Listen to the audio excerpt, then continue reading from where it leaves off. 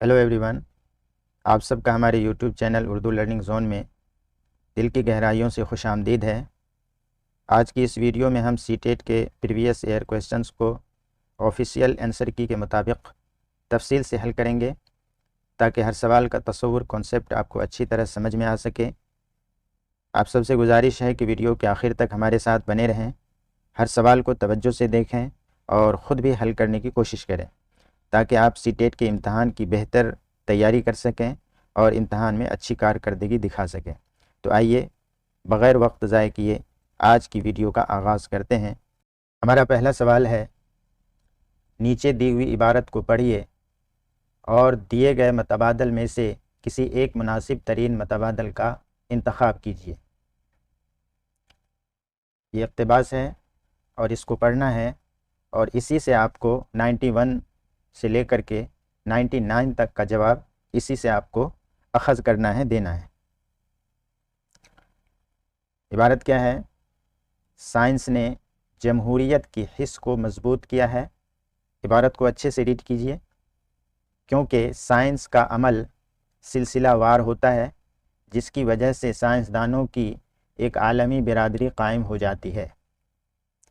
आज की माशरत में जो सफाई, खूबसूरती और तंदुरुस्ती नज़र आती है, इसका सेहरा साइंस के सर है, क्योंकि साइंस ही ने बीमारियों और कहत साली के मुकाबले के लिए कई तौर तरीक़े वज़ा किए हैं।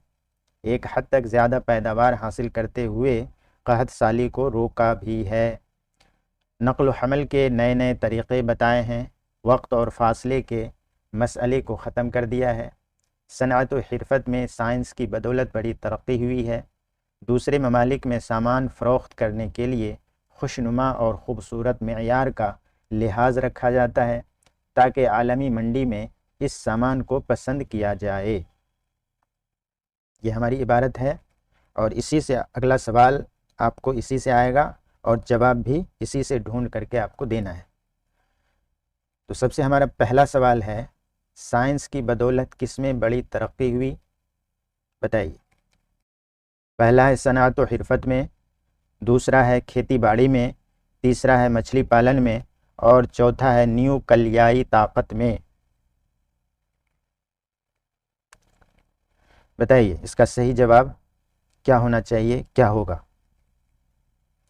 इसका सही जवाब हो जाएगा हमारा पहला, यानी सनाअत व हिरफत में। अगला सवाल है, साइंस का अमल कैसा होता है? सुस्त रफ्तार होता है, सिलसिलावार होता है, कभी कभी होता है, रुक रुक कर होता है? बताइए। इसका सही जवाब हो जाएगा हमारा दूसरा, यानी सिलसिलावार होता है। अगला सवाल है, तरीक़े की जमा है तरीक़ों, तराइक़ों, तरीक़ैन या तराइक़ान? इसका सही जवाब हो जाएगा हमारा पहला, यानी तरीक़ों। अगला सवाल है, खूबसूरती का मतज़ाद क्या है, उल्टा क्या है, विपरीत क्या है? पहला है बदनुमाई, दूसरा है बदसूरती, तीसरा है खुशनुमाई, चौथा है दिलकशी। बताइए इसका सही जवाब हमारा क्या होगा? इसका सही जवाब हो जाएगा हमारा दूसरा, यानी बदसूरती। अगला सवाल है, दूसरे ममालिक में सामान फ़रोख्त करने के लिए किस मेयार का लिहाज रखा जाता है? पहला है हमारा खुशनुमा और ख़ूबसूरत मेयार का, दूसरा है सामान की पेशकश का, तीसरा है सामान की क्वालिटी का और चौथा है सामान की मजबूती का। इसका सही जवाब हो जाएगा हमारा पहला, यानी खुशनुमा और ख़ूबसूरत मेयार का। आप भी जवाब देने की कोशिश कीजिए खुद से। अगला सवाल है, साइंस ने किसके नए नए तरीक़े बताए हैं? माल बिरादरी के, नक़्ल व हमल के, ख़रीद व फ़रोख्त के या आमद व रफ्त के? बताइए। इसका सही जवाब हो जाएगा हमारा नक़्ल व हमल के। अगला सवाल है, साइंस ने पैदावार हासिल करते हुए किसको रोका है? पहला है खुश्क साली को, दूसरा है कहत साली को, तीसरा है ज़मीन के कटाव को और चौथा है जानवरों का शिकार करने को? बताइए। इसका सही जवाब, सही आंसर हो जाएगा हमारा दूसरा, यानी कहत साली को। अगला सवाल है, साइंस ने किस हिस्स को मजबूत किया है? जमहूरियत की, इंसान की, तानाशाही की, कानून की? बताइए। इसका सही जवाब हो जाएगा हमारा पहला, यानी जमहूरियत की। अगला सवाल है हमारा, सिलसिलेवार अमल की वजह से किसकी आलमी बिरादरी कायम हो जाती है? हिसाबदानों की, कानूनदानों की, साइंसदानों की या कदरदानों की? बताइए इसका सही आंसर क्या होना चाहिए? इसका सही आंसर हो जाएगा हमारा तीसरा, यानी साइंसदानों की। नीचे दिए हुए शेरी हिस्से को पढ़िए और दिए गए मतबादल में से किसी एक मुनासिब तरीन मतबादल का इंतखाब कीजिए। अगला सवाल जो आने वाला है आपका इसी से आने वाला है, यानी 100 था 105, यानी इससे हमारे 5 सवालात अखज़ करने हैं और उसके जवाबात अखज़ करने हैं। शेरी हिस्सा क्या है? जुगनू की रोशनी है काशा नए चमन में, या शमा जल रही है फूलों की अंजुमन में, आया है आसमां से उड़कर कोई सितारा, या जान पड़ गई है महताब की किरण में, या शब की सल्तनत में दिन का सफ़ीर आया, गुर्बत में आके चमका गुमनाम था वतन में, तुकमा कोई गिरा है महताब की क़ुबा का, ज़र्रा है या नुमाया सूरज के पैरहन में, परवाना एक पतंगा जुगनू भी एक पतंगा, वो रोशनी का तालिब ये रोशनी सरापा। इसको अच्छे से रीड कीजिए। अगला सवाल इसी से होगा और जवाब भी इसी में छुपा हुआ है। तो चलिए अब आगे बढ़ते हैं सवाल की तरफ। सवाल है हमारा, शायर ने परवाने को किसका तालिब बताया है? रोशनी का तालिब, अंधेरे का तालिब, उजाले का तालिब या सफ़ेदी का तालिब? बताइए। इसका सही जवाब हो जाएगा हमारा पहला, यानी रोशनी का तालिब। अगला सवाल है, दूसरे शेर में शायर ने जुगनू को क्या कहा है? कोई परिंदा आसमां से आ गया है, कोई सितारा आसमां से उड़कर आ गया है, या कोई खूबसूरत फूल उड़कर आ गया है, कोई पत्ता उड़कर आ गया है? बताइए इन चारों ऑप्शंस में से कौन सा ऑप्शन सही होगा, कौन सा जवाब सही होगा? इसका सही जवाब हो जाएगा हमारा दूसरा, यानी कोई सितारा आसमान से उड़कर आ गया है। अगला सवाल है, सफ़ीर की जमा है सफ़ीरों, सफ़ायरों, असफ़ारात, असफ़ारातीन? बहुत ही आसान जवाब है इसका, सफ़ीरों। अगला सवाल है, शायर के नज़दीक जुगनू की रोशनी का शानाए चमन में कैसी मालूम हो रही है? ऑप्शन है हमारे, फूलों की अंजुमन में जैसे शमा जल रही हो, दूसरा है बहुत खूबसूरत लग रही है, तीसरा है बहुत ही खुशनुमा लग रही है, या चौथा एक कुमकुमे की तरह लग रही है? बताइए। इसका सही जवाब, सही आंसर हो जाएगा हमारा पहला, यानी फूलों की अंजुमन में जैसे शमा जल रही हो। अगला सवाल है, शायर ने जुगनू को शब की सल्तनत में कौन सा सफ़ीर बताया है? अमन का सफ़ीर, मोहब्बत का सफ़ीर, दिन का सफ़ीर या खुशी का सफ़ीर? बताइए। इसका सही जवाब हो जाएगा हमारा तीसरा, यानी दिन का सफ़ीर। अगला सवाल है, तुकमा कोई डैश है महताब की क़ुबा का, ज़ैल में दिए गए लफ्ज़ों में से सही लफ्ज़ भरिए। ऑप्शंस हैं सजा, गिरा, लगा या बना? बताइए। इसका सही जवाब हो जाएगा हमारा, सही आंसर हो जाएगा हमारा दूसरा, यानी गिरा।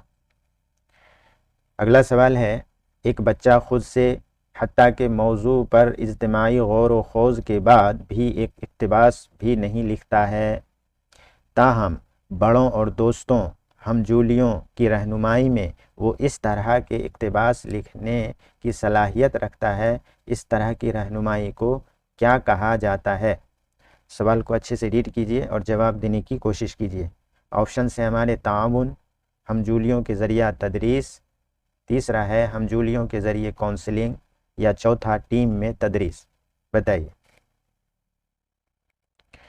इसका सही आंसर हो जाएगा हमारा पहला यानी ताउन। खाली डैश आमोजिश की एक किस्म में जब बच्चे को अपनी आला ज़हनी सलाहियतों जैसे ज़हानत और मुताल्लिक़ इस्तिदलाल को बरूए कार लाना पड़ता है, इस जगह को पुर करना है नीचे दिए हुए ऑप्शन से। ऑप्शन हैं हमारे लफ्ज़ी आमोजिश, तसव्वुर की आमोजिश, हुर की महारतों की आमोजिश, या साख्त की आमोजिश। बताइए सही आंसर क्या होगा। इसका जवाब हो जाएगा हमारा दूसरा यानी तसव्वुर की आमोजिश।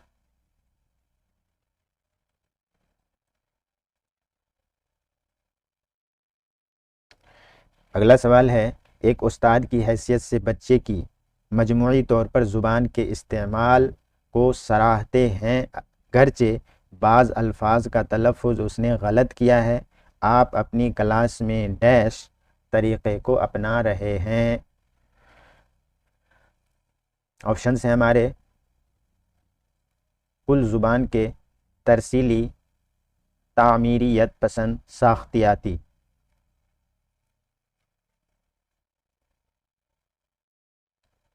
बताइए इसका सही आंसर क्या होगा। इसका सही आंसर हो जाएगा हमारा पहला यानी कुल ज़ुबान के। अगला सवाल है, आप हिंदी बोलने वाले उस्ताद हैं लेकिन आपको पोस्टिंग तय्युनाती पंजाब के एक प्राइमरी स्कूल में हो जाती है। चूँकि आप इस खिता की मकामी ज़ुबान नहीं जानते हैं तो अब आप क्या करेंगे। पहला है, जल्द अज जल्द हिंदी बोले जाने वाले इलाक़ों में तबादले के लिए दरख्वास्त दूंगा। बच्चों की ज़ुबान को एक माखज़ के तौर पर लूँगा और तदरीस शुरू करूँगा। तीसरा है, अंग्रेज़ी में बातचीत करूँगा। या चौथा, पूरी बिरादरी को हिंदी सीखने पर आमादा करूँगा। बताइए सवाल क्या है। आप हिंदी बोलने वाले उस्ताद हैं लेकिन आपको पोस्टिंग यानी तय्युनाती आपकी पोस्टिंग, आपका ट्रांसफ़र जो है पंजाब के एक प्राइमरी स्कूल में हो जाती है। चूँकि आप इस खिता की मकामी ज़ुबान नहीं जानते हैं तो अब आप क्या करेंगे। तो नीचे दिए हुए ऑप्शन में से एक ऑप्शन हमारा सही आंसर होगा। तो बताइए कौन सा ऑप्शन है जो सही है। इसका सही जवाब हो जाएगा हमारा दूसरा यानी बच्चों की ज़ुबान को एक माखज़ के तौर पर लूँगा और तदरीस शुरू करूँगा। अगला सवाल है, किसी मतन से मखसूस मालूमात के हुसूल के लिए मतन को बगौर पढ़ने की महारत डैश तफ़हीम मतन है। आलमी, मकामी, इस्तिंबाती, या तअय्युन कदर वाली। बताइए इस खाली जगह में कौन सा ऐसा लफ्ज़ है जो बैठेगा। बताइए इसका सही आंसर क्या होगा। इसका सही आंसर हो जाएगा हमारा दूसरा यानी मकामी।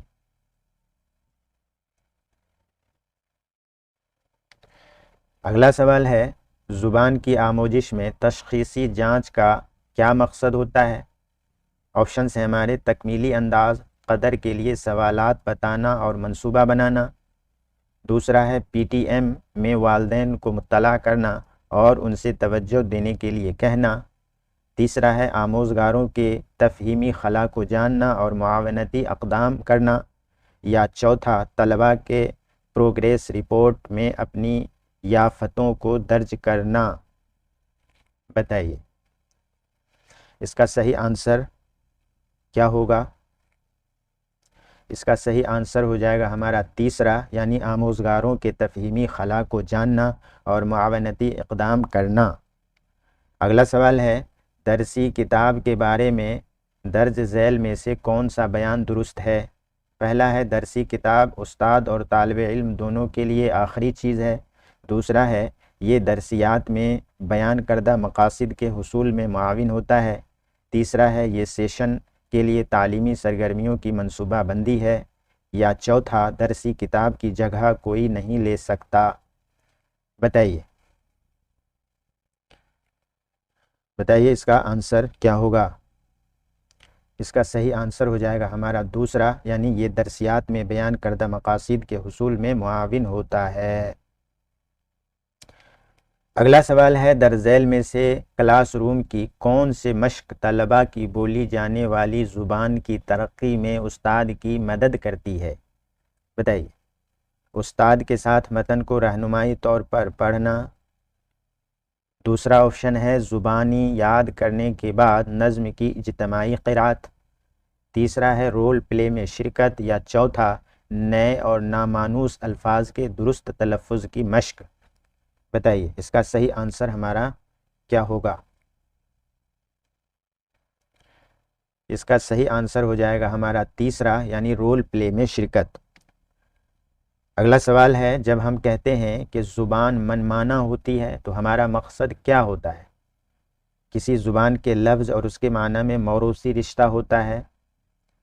दूसरा है अल्फाज और माना के दरमियान बाहमी रिश्ता वाज़ेह बुनियादों पर होता है, ये इत्तिफ़ाक़िया नहीं होता। तीसरा है किसी ज़ुबान के अल्फाज और उसके माना के दरमियान मौरूसी रिश्ता नहीं होता है। या चौथा ज़ुबान पहले से मुतय्यना उसूल की इत्तिबा करती है। बताइए इसका सही जवाब हमारा क्या होगा। इसका सही जवाब, सही आंसर हो जाएगा हमारा तीसरा, यानी ज़ुबान किसी ज़ुबान के अल्फाज और उसके माना के दरमियान मौरूसी रिश्ता नहीं होता है।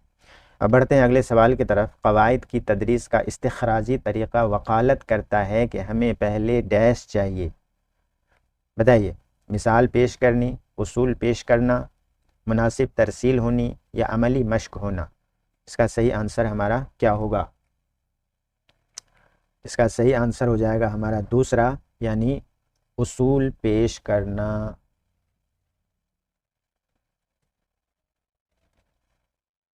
अगला सवाल है, डैश हक़ाइक़ से परे तख़मीने और क़यास का एक तरीक़ा है। वज़ाहत, तज्ज़िया, इस्तिंबात या इर्तिशाह। बताइए इसका सही जवाब हो जाएगा हमारा चौथा, यानी इर्तिशाह।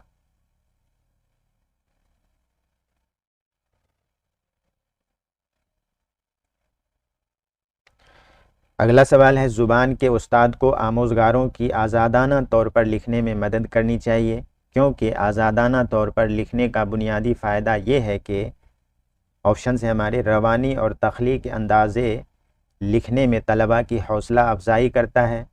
दूसरा है लिखने और न लिखने की आज़ादी होती है। तीसरा है वो लिखने और क़तइयत के साथ लिखने पर मजबूर नहीं होते।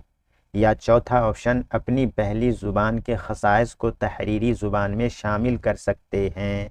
बताइए इसका सही जवाब हो जाएगा हमारा पहला, यानी रवानी और तख्लीक अंदाज़े लिखने में तलबा की हौसला अफजाई करता है। अगला सवाल है, पाँचवीं जमात के उस्ताद की हैसियत से आपने तलबा से मतन को बगौर पढ़ने के लिए कहा, फिर सियाक़ के हवाले से सवालात के जवाबात पूछे। इस तरह आप तलबा की हौसला अफजाई करते हैं। बताइए। पहला है तौसीई मुताले की, दूसरा है गायर मुताले की, तीसरा है सरसरी मुताले की या चौथा बगौर मुताले की। बताइए इसका सही जवाब, सही आंसर क्या होना चाहिए। इसका सही आंसर हो जाएगा हमारा चौथा बगौर मुताले की।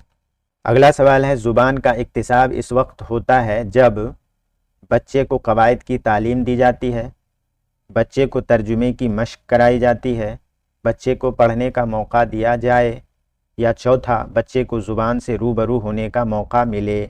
बताइए इसका सही जवाब हो जाएगा हमारा चौथा, यानी बच्चे को ज़ुबान से रूबरू होने का मौका मिले। अगला सवाल है, क्लासरूम में मादरी ज़ुबान को अलग करना डैश तरीके की खुसूसियत है। फितरी, ज़ू लिसानी, समई लिसानी या रास्त। इन चारों ऑप्शंस में से कौन सा ऑप्शन हमारा सही जवाब होगा।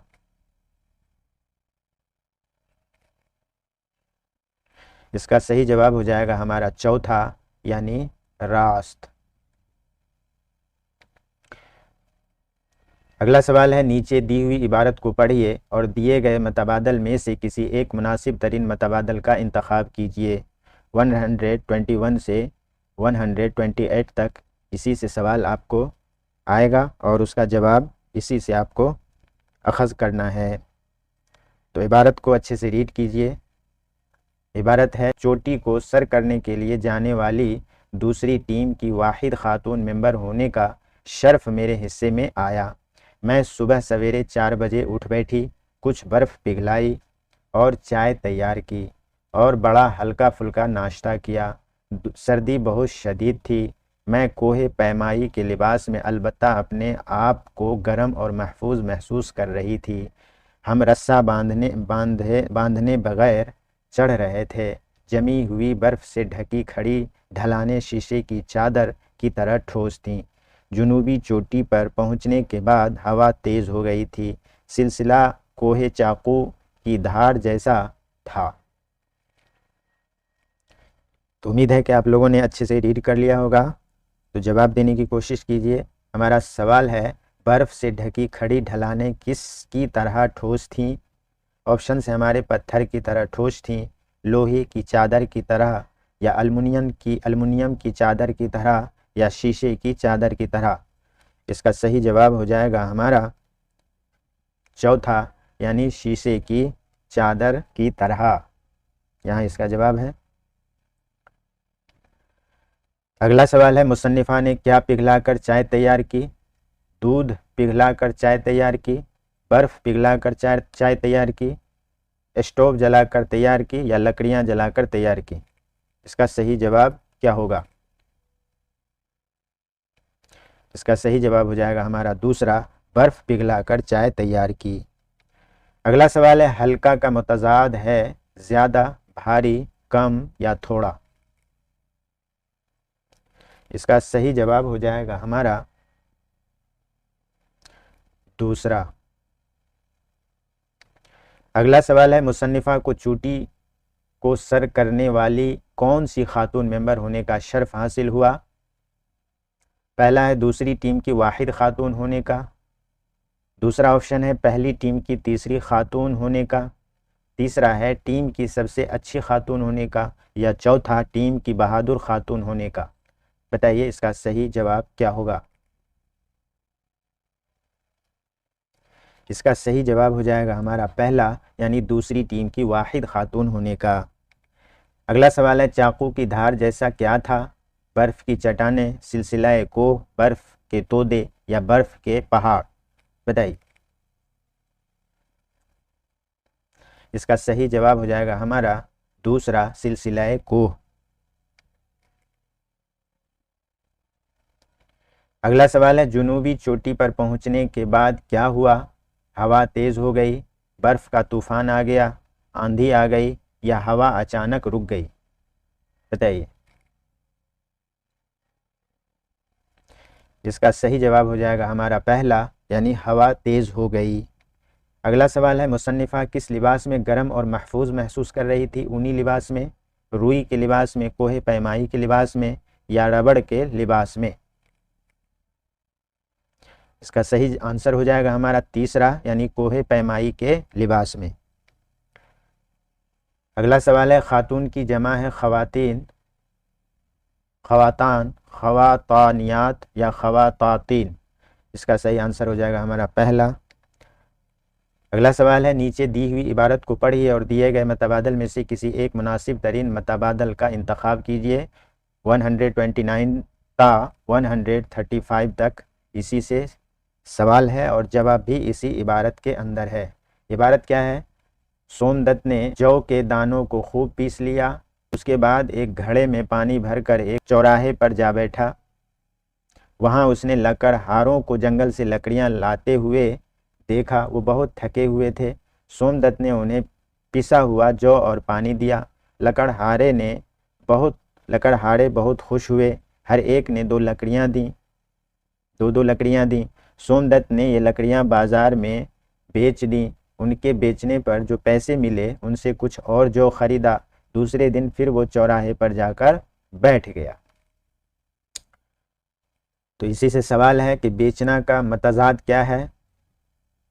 पहला है ख़रीदना, दूसरा है फ़रोख्त करना, तीसरा ऑप्शन है पा लेना या चौथा हासिल करना। इसका सही आंसर हो जाएगा हमारा पहला यानी ख़रीदना। बेचना का उल्टा ख़रीदना। अगला सवाल है सोमदत्त घड़े में पानी भरकर कहाँ जा बैठा? पहला है एक चौराहे पर, दूसरा है एक दुकान के पास, तीसरा है एक चबूतरे पर या चौथा एक गली में। तो इसका सही आंसर हो जाएगा हमारा पहला यानी एक चौराहे पर।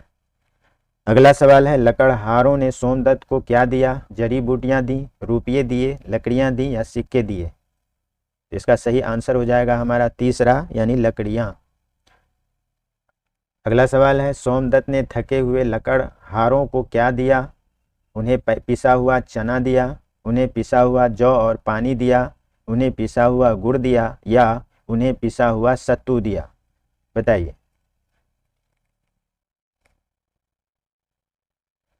इसका सही आंसर हो जाएगा हमारा दूसरा, उन्हें पिसा हुआ जौ और पानी दिया। अगला सवाल है सोमदत्त ने लकड़ियां बेचकर क्या खरीदा? पहला है कुछ घर का सामान खरीदा, दूसरा है कुछ फल खरीदे, तीसरा है कुछ सब्जियां खरीदी या चौथा कुछ और जौ खरीदा। इसका सही जवाब हो जाएगा हमारा चौथा यानी कुछ और जौ खरीदा। अब बढ़ते हैं अगले सवाल की तरफ। सोमदत्त ने जंगल से किसको आते देखा? मवेशियों को, चरवाहों को, लकड़हारों को, बूढ़े लोगों को। बताइए। इसका सही आंसर हो जाएगा हमारा तीसरा, लकड़हारों को। अगला सवाल है चौराहे की जमा है चौराहों, चौराहा, चौरानियाँ, चौराहानात। इसका सही जवाब हो जाएगा हमारा पहला यानी चौराहों। अगला सवाल है प्राइमरी सतह पर उस्ताद आमोज़गारों को आमतौर से रंगने और ड्राइंग के लिए आमादा करता है, क्योंकि ये मुआविन होता है किस चीज़ में? क्लास में खामोशी बरकरार रखने के लिए आमोज़गारों को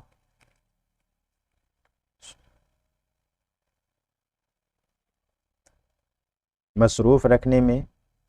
यहाँ जो है मसरूफ़ होना चाहिए, इबारत गलत है। सवाल पढ़ते हैं फिर से। प्राइमरी सतह पर उस्ताद आमोज़गारों को आमतौर से रंगने और ड्राइंग के लिए आमादा करता है, क्योंकि ये मुआविन होता है क्लास में खामोशी बरकरार रखने के लिए और आमोज़गारों को मसरूफ़ रखने के लिए। ठीक है। दूसरा ऑप्शन है लतीफ़ हरकी महारतों के फ़रोग़ में, तीसरा है आमोज़गारों की लुत्फ़ अंदोज़ी में या चौथा उस्ताद को पढ़ाने से आराम देने। बताइए। इसका सही जवाब हो जाएगा हमारा दूसरा, लतीफ़ हरकी महारतों के फ़रोग़ में। अगला सवाल है बच्चे ज़ुबान बहुत ही मुअस्सर अंदाज में सीखते हैं डैश। ऑप्शन से हमारे माहिर ज़ुबान के उस्ताद के पास होते हैं, अच्छी दरसी किताब होती है, बंदिश और इम्तिना या चौथा तरगीब। बताइए इसका सही आंसर हमारा क्या होगा?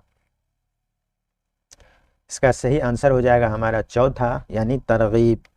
अगला सवाल है उस्ताद अपने क्लासरूम में ग्रुप डिस्कशन और हम जूलियों के तामुल को फ़रोग़ देता है। ये इबारत बहुत ज़्यादा गलत आ रहा है, लेकिन तलफ़्फ़ुज़ और हिज्जे की गलतियों को सही करने पर ध्यान नहीं देता।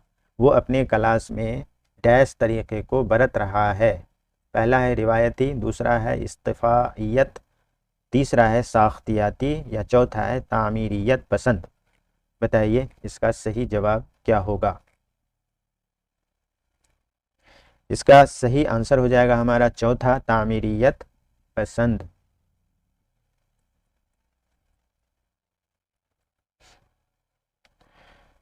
अब बढ़ते हैं अगले सवाल की तरफ। बतौर उस्ताद आप देखते हैं कि सबक में जो ज़ुबान इस्तेमाल की गई है वो आपके तलबा के लिए काफ़ी मुश्किल है। आप ज़ुबान को आसान बना देते हैं और अपने तलबा को मद्देनज़र रखते हुए मवाद में भी कुछ तब्दीली कर देते हैं। आपने जो किया है उसे क्या कहते हैं?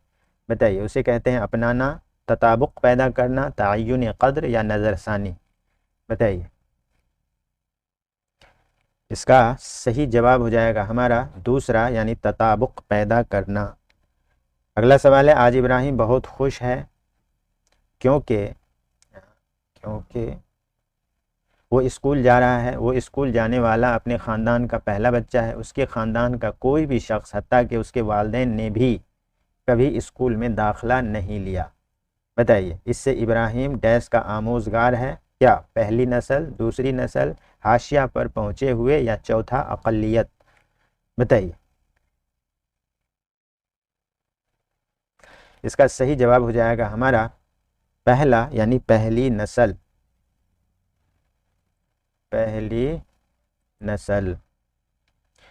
अगला सवाल है, आपने जो क्लास में जाकर देखा कि दरसी किताब नज़्मों और तस्वीरी कहानियों से शुरू हो रही है और हुरूफ तहज्जी पर ख़त्म हो रही है, ज़ुबान की तदरीस में ये तरतीब किस तरीक़े की गमगाज़ है?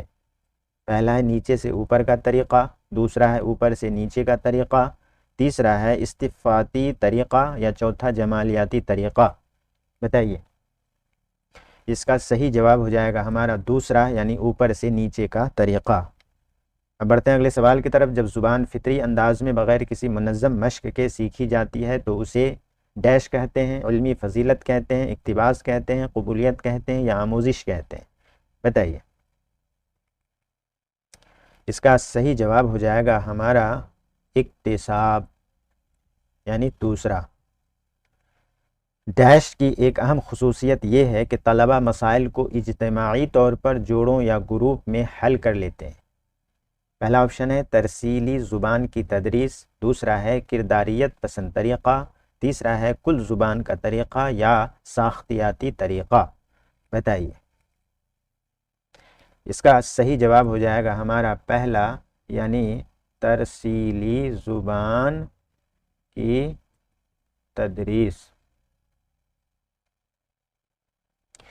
अगला सवाल है, आलूदगी के मौजू पर सबक का मंसूबा बनाते हुए आपका पहला कदम क्या होगा?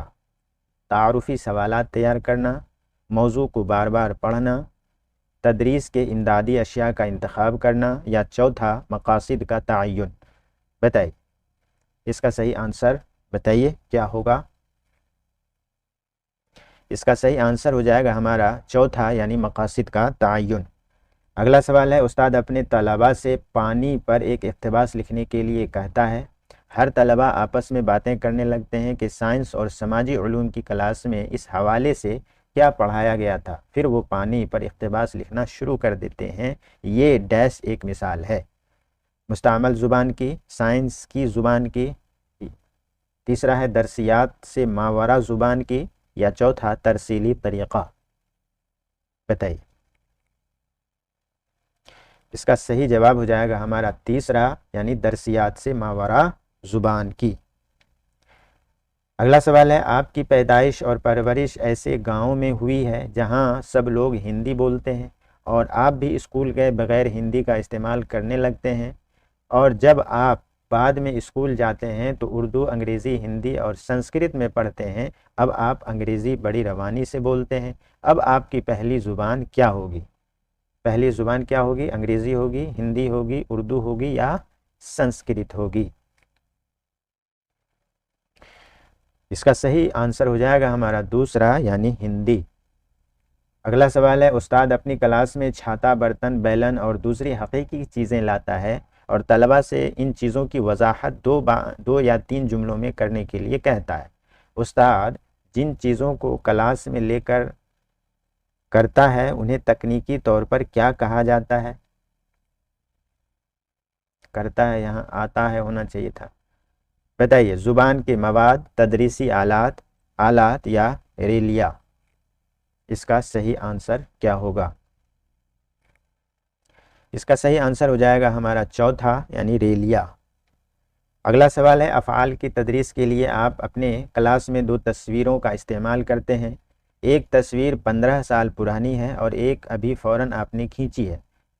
आप क्लास में उसके माजी और हाल, शक्ल, सूरत, अखलाक व आदात के बारे में बातचीत शुरू करते हैं। अब आप इस्तेमाल करते हैं, क्या इस्तेमाल करते हैं? मुरवजा कवायद, साख्तियाती कवायद, या तदरीसियाती कवायद, या उसूल पर मबनी कवायद? क्या इस्तेमाल करते हैं?